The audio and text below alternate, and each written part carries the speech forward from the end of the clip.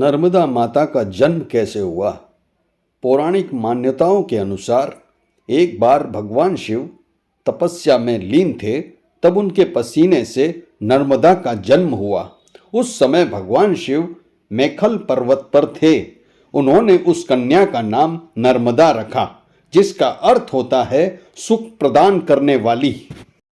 भगवान शिव ने उस कन्या को आशीष दिया कि जो कोई तुम्हारा दर्शन करेगा उसका कल्याण होगा। वह मेखल पर्वत पर उत्पन्न हुई थी, इसलिए वह मेखल राज की पुत्री भी कहलाती है। एक अन्य कथा के अनुसार मेखल पर्वत पर भगवान शिव से दिव्य कन्या नर्मदा प्रकट हुई। देवताओं ने उनका नाम नर्मदा रखा।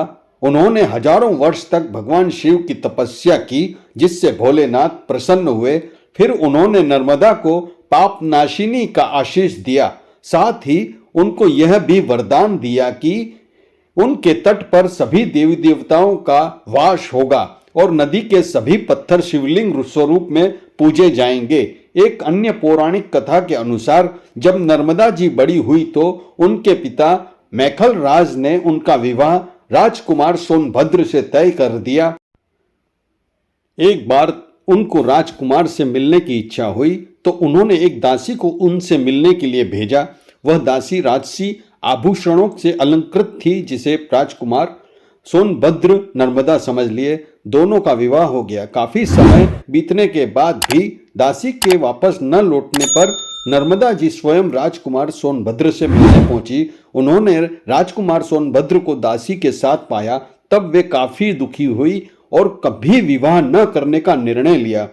कहा जाता है कि उसके बाद से ही मां नर्मदा पश्चिम की ओर चल दी। उसके बाद से वे कभी वापस नहीं लौटी, इसलिए मां नर्मदा आज भी पश्चिम दिशा में बहती है। यह कथा अच्छी लगी हो, मां नर्मदा की जय हो। नमामि नर्मदे, नमामि नर्मदे। लाइक और सब्सक्राइब करिएगा। धन्यवाद।